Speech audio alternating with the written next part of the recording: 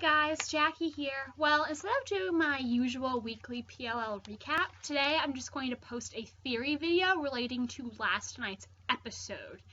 Now, my mom is actually the one who thought up this theory. It was kind of amusing, actually, because she burst into my room at 6 a.m. this morning, and she goes, Jackie, I have an idea about Pretty Little Liars. And I'm so proud of her because she's been saying that she spent last night lying in her bed thinking about Pretty Little Liars theories, and I'm definitely rubbing off on her. It's really awesome. So the theory that her and I were discussing was that Lesli Stone, the friend of Mona's who shows up in last night's episode, could actually be an alias for Bethany Young. Now, yes, Lesli is a redhead and she wears glasses, and we think that Bethany is or was probably a blonde, but you know, hair dye.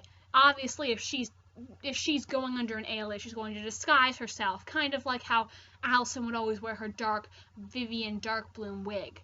And so I definitely think this could be a disguise for her. Now, before I go into some more details about why this could definitely be a possibility, you should probably go watch some of my other Bethany Young videos before you watch this one if you're new to the channel.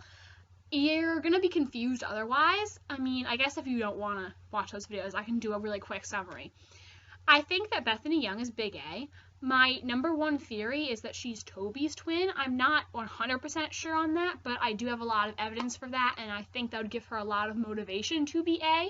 I think her and Mona had an alliance going on where they were working together, and Mona was only in it because she hated Allison, and she secretly liked the girls, and then when Bethany found out about that, she decided she was going to frame Hannah alongside Allison for her and Mona's murders. But when Mona finally found out that Hannah was being framed, it was too late for her to do anything because she was already supposed to be dead. Alright, so there you go. I summarized it really quick. I still think it would help if you could watch those videos, but just in case you don't want to, hopefully you won't be so lost now. There you go. Now, Lesli also mentions her professor, which means she's definitely a little bit older than the girls because they're seniors in high school, so she has to be at least college age. If Bethany Young was still alive today, she would be 19 years old, which is old enough to be in college. And yeah, and so if she was in high school, she would have just said, you know, my teacher, but she says my professor, so that means she's older, and about old enough to be Bethany Young. And, you know, it seems like she really wanted that Poe book from Mona's room, almost like she knew that there was something inside. I mean, there were so many books of Mona's, but she said she wanted that one. She wanted to carry it around so Mona could be close to her. I think that's suspicious because, you know, but it seems like she knew something was inside, and when Mike saw it, Mike really freaked out and demanded that she put it back. Perhaps that wasn't because he was upset about people taking Mona's stuff, but because he knew there was something inside and he didn't want Bethany to have it. I definitely think that, you know, Mona's not really dead, that she faked her death, and I think Mike knows it. He's been acting really sketchy. Like I said in one of my recap videos, he didn't cry over Mona until Arya confronted him about his behavior. And in this episode, he just acts so weird, like he knows something that the girls don't. I mean, he freaks out at Lesli, if that's her real name, when she has this book, and we see him bringing some kind of candy to a faraway location, leaving it there for someone to come pick up later, which is really odd. I mean, I think he's probably leaving that for Mona, because, you know, if he was just giving some random person some candy for whatever reason, why would he have to go so far away to do it? You know, why couldn't they do that out in the open? Why didn't that person meet him there? So I definitely think that Mona's really alive and that Mike knows that. And Lesli claims that she was talking on the phone to Mona the day she died, and that while they were on their phone conversation, a guy who sounded an awful lot like Mike showed up and made Mona hang up the phone because he was angry and said she had to talk to him.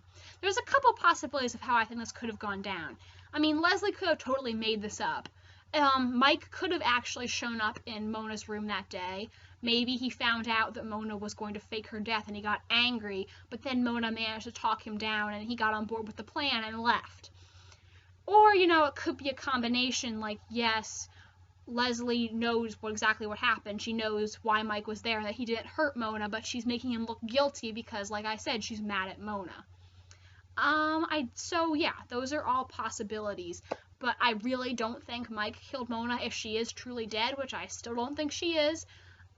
Well, when Mona acts shocked and horrified at this person coming into her room, she's not on the phone, she's looking in the mirror and she says, game over, Allison, I win. I think that person could have been Bethany or some other person in their alliance if there's more people on the inside with them, and they were framing Allison. Again, there's a video on that if you want to go watch it. It's called Team Mona and Bethany. Alright, next point. This is kind of a minor thing, but I thought it was a little strange how Lesli said the girls were precious to Mona. That's an interesting choice of words, I think. She didn't say, well, she saw you guys as great friends and she's sorry about what happened to you. She said, oh, you're precious to her. It sounds kind of almost like something you would say when you're secretly bitter. Because Bethany would still be upset after finding out recently that Mona was secretly on the girl's side, so that would make sense why she'd be like, oh yes, you were so precious to her. Kind of a fake comment with bitter intent. And Lesli being a disguise for Bethany would make sense of the story that Mona tells in a flashback. It's a flashback of Hannah's from when Allison was still MIA, and Hannah asks Mona, what if Allison showed up? And Mona says, none of us would even remember her. We'd all moved on and we'd have no idea who she was. And this Lesli person actually being Bethany in disguise would make a lot of sense in regards to that story, because there's really nothing else in the episode that ties into that explanation. I mean, yes, Allison came back and the girls weren't friends with her anymore, but they didn't forget her. She's still controlling their lives a lot, and they're still worried about what she could do to them, so it's not like they forgot her. Whereas if Lesli is actually Bethany's disguise and no one realizes that it's Bethany, well, then it seems an awful lot like the town's kind of forgotten about her. And we also noticed when Lesli Stone was first introduced as a character that was going to be on the show, Lesli Stone is an anagram for stolen lies. They picked an awfully interesting spelling of Lesli. They spelled her name Lesli, which is not normally how you see Leslie spelled, almost like they purposefully wanted this anagram to be made. So, not Mona's, Bethany's tape in Mona's book is stolen by the girls in this episode.